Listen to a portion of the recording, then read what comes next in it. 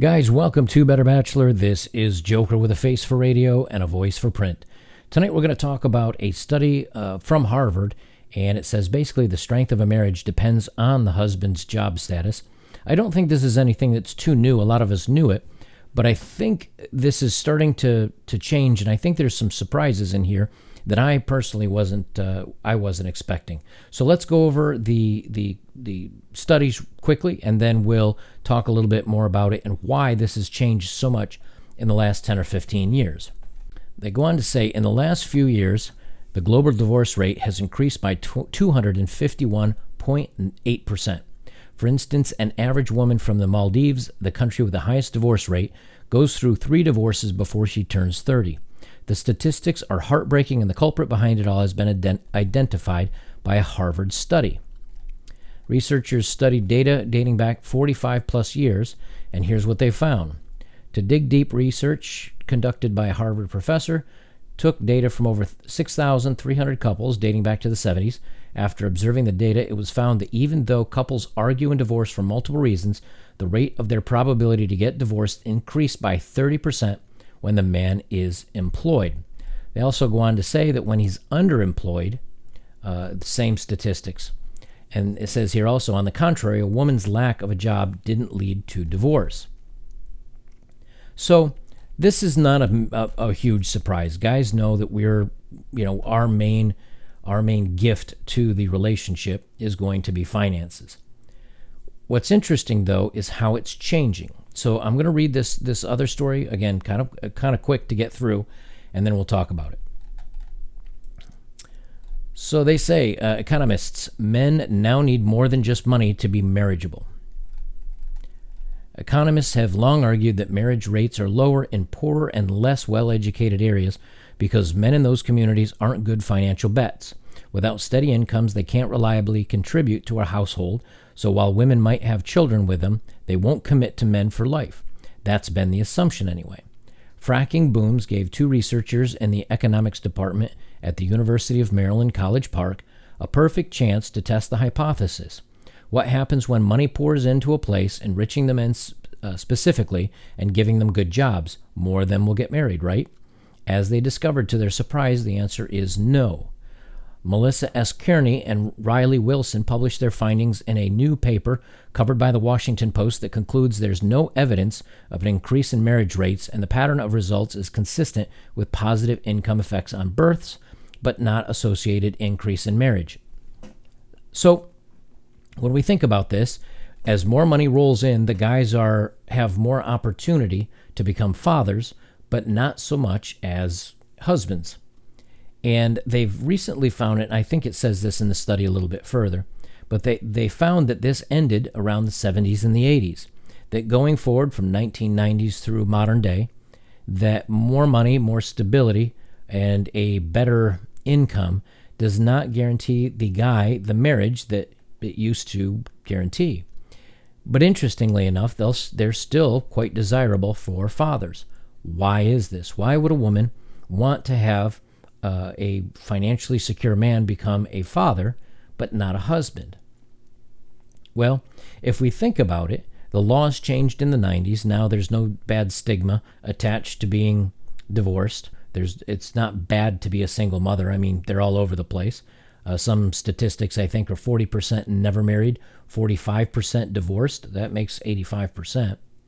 And so what young women, I believe, are doing, and science seems to point this way, is that they're going out, they're having some fun, they're finding the good-looking, tall, maybe financially successful guy.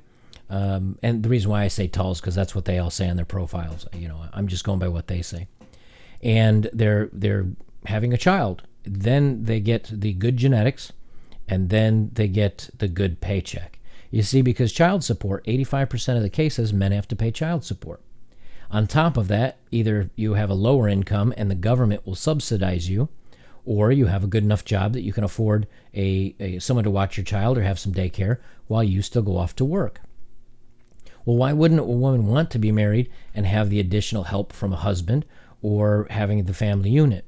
It's simple in that they don't want to have to live for somebody else. They don't want to make sacrifices for a relationship. They just want to live their best life and do what they want to do because they're being selfish.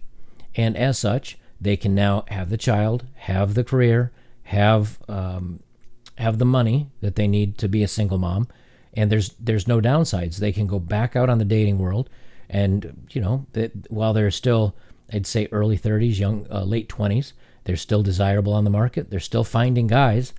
There's plenty of videos out there of the thirsty guys that are still jumping through hoops for any sort of date, and so they still feel like there's no problems in doing so.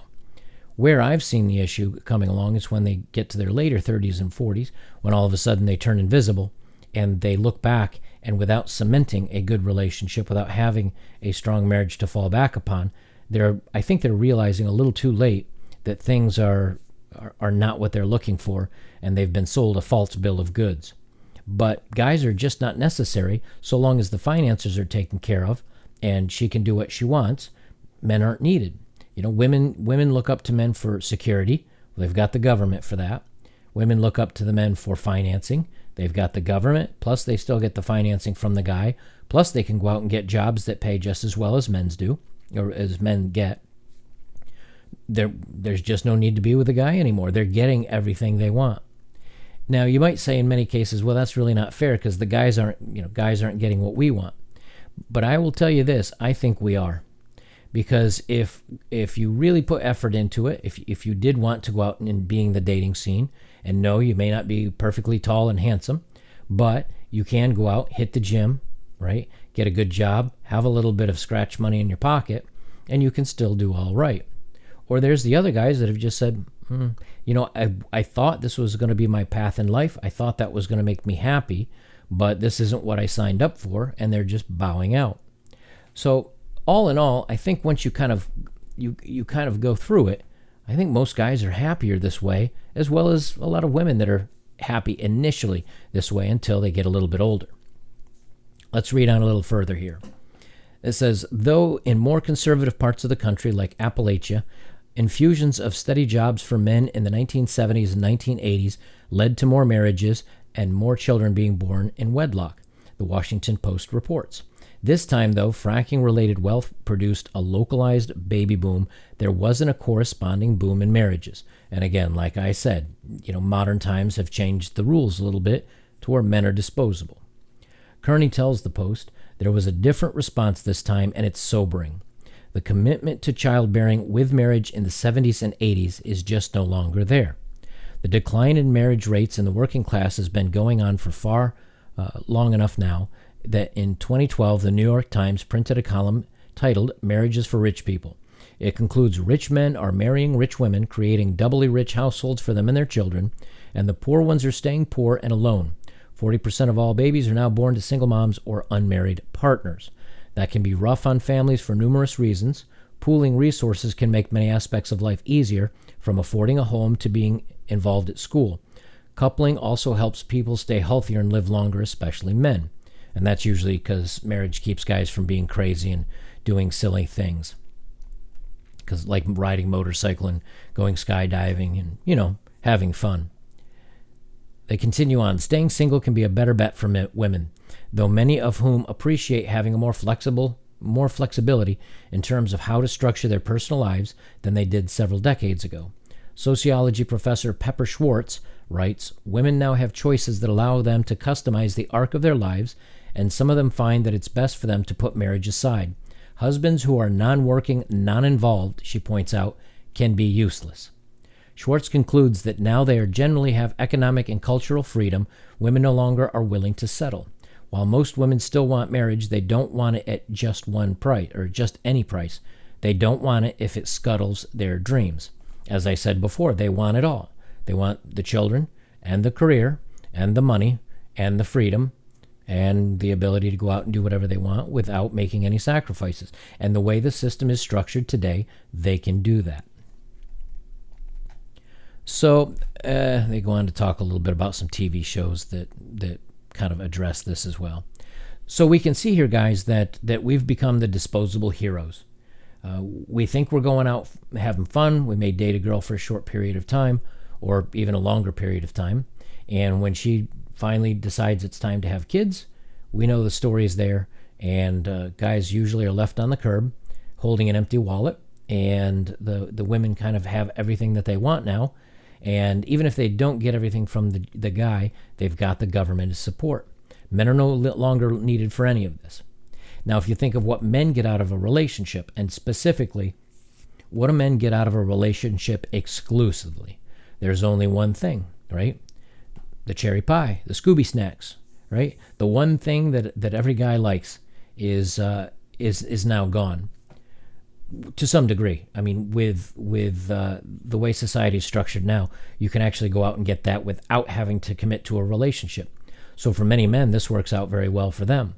And for the ones that this isn't working out so well for, well, there's no longer the expectation that you should grow up, get married, have a house, and sire children. And if you don't, you're an oddball. There's many, many bachelors that are living today on their own without having a family, without getting involved in all of this. And in the long run, I think they're actually happier. I've tried it both ways. I didn't have kids, but I was married, and we were together for 8 years, and now I've been alone for 15 years or so. And I find it's much better the way I'm living now. And I think many men, if they've ever been married and then are now alone, are actually happier this way as well. So maybe this is a win-win for everybody, with the exception of the guys that accidentally have kids and then they're writing checks for the next 18 years. If other than that guy, though, maybe this is just good for all that's involved. What do you guys think? Let me know. Leave some comments down below. Like, share this video so others can see it. I would really appreciate that. That's the best way you can support my channel. And of course, lastly, if you want to support my work, and thank you for those that have recently, I have my first Patreon subscriber, so thank you for that. I do have Patreon, Subscribestar, of course, my PayPal, and my Bitcoin links below. Guys, I'll leave it there for the night. This is Better Bachelor. I'm Joker. And remember, the smart warrior avoids the battle.